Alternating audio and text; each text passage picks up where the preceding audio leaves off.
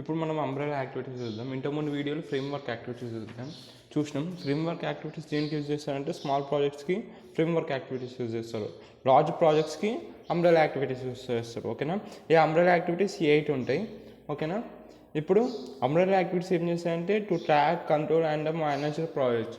ఒక ప్రాజెక్ట్ని ట్రాక్ చేయడంలో కానీ, కంట్రోల్ చేయడం, మేనేజ్ చేయడం కానీ ఈ అంబ్రెలా యాక్టివిటీస్ చాలా హెల్ప్ అవుతాయి. ఓకే, లార్జ్ ప్రాజెక్ట్స్లో. సో అంబ్రెలా యాక్టివిటీస్ 8 ఉంటాయి. ఫస్ట్ వచ్చేసి software project tracking and control team. First వచ్చేసి software project and tracking and control. ఇక ఒక టీం ఉంటుంది అనమాట. ఇప్పుడు ఆ టీము ఒక ప్లాన్ వేసుకుంటుంది. డెడ్ లైన్ ఒక 8 డేస్లో ప్రాజెక్ట్ కంప్లీట్ చేయాలని.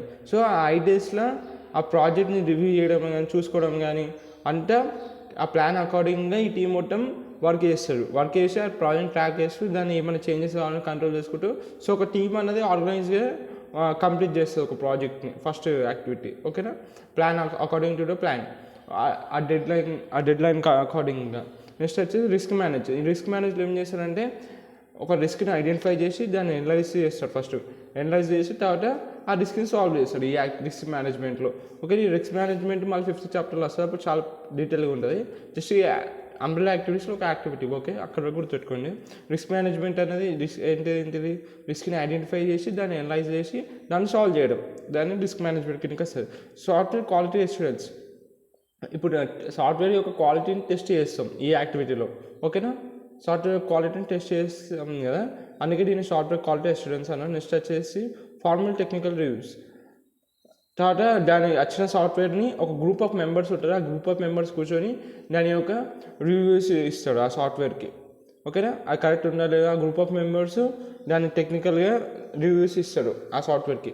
ఓకే, నెక్స్ట్ వచ్చేసి మెజర్మెంట్. ఇప్పుడు ఈ మెజర్మెంట్ యాక్టివిటీలో ఏం చేస్తారంటే దానికి కావాల్సిన కాస్ట్ ఎంత అయింది, దాని టైం ఎంత పడుతుంది ఆ ప్రాజెక్ట్ కంప్లీట్ చేయడానికి, దానికి ఎంతమంది మ్యాన్ పవర్ పట్టిండ్రు దాన్ని చేయడానికి, తర్వాత దానికి కావాల్సిన రిక్వైర్మెంట్స్, ఆ కస్టమర్కి కావాల్సిన రిక్వైర్మెంట్స్ అన్నీ సాటిస్ఫై చేసినామా లేమా అనేసి ఈ మెజర్మెంట్ లోపల ఇవన్నీ వస్తాయి అనమాట. Cost, time, man power, requirements అన్నీ వస్తాయి. Next software configuration management. అంటే ఏంటంటే ఏవైతే చేంజెస్ నువ్వు చేస్తావు ఆ సాఫ్ట్వేర్ లోపల దానివల్ల నీకు కొన్ని ఎఫెక్ట్స్ వస్తాయి. ఆ ఎఫెక్ట్స్ దేనిపైన ఉండొచ్చు, ఆ ఎఫెక్ట్స్ మేబీ ఆ ఎఫెక్ట్స్ సాఫ్ట్వేర్ దేనిపైన పడుతుంది, సాఫ్ట్వేర్ పైన పడుతుంది, యూజర్స్ ఆర్ ఆర్గనైజేషన్. సో ఏవైతే నువ్వు కాన్ఫిగరేషన్ మేనేజ్మెంట్ అంటే నువ్వు చేసిన చేంజెస్ వల్ల ఒక ఎఫెక్ట్ వస్తుంది. ఆ ఎఫెక్ట్ వల్ల యూజర్ కన్నా ఆర్గనైజేషన్ కన్నా ఎఫెక్ట్ పడుతుంది. సో ఆ చేంజెస్ చేయడమే, ఆ ఎఫెక్ట్స్ కనుక్కోవడమే software configuration management. Next reusability management అంటే క్రైటీరియా ఫర్ రీయూజబుల్. ఏ క్రైటీరియాలో ఈ సాఫ్ట్వేర్ కెన్ బి రీయూజబుల్ దాన్ని ఐడెంటిఫై చేస్తాడు సాఫ్ట్వేర్ మేనేజ్మెంట్, రీయూజబుల్ మేనేజ్మెంట్లో. నెక్స్ట్ వచ్చేసి work product preparation and production. Requirements to create the work product.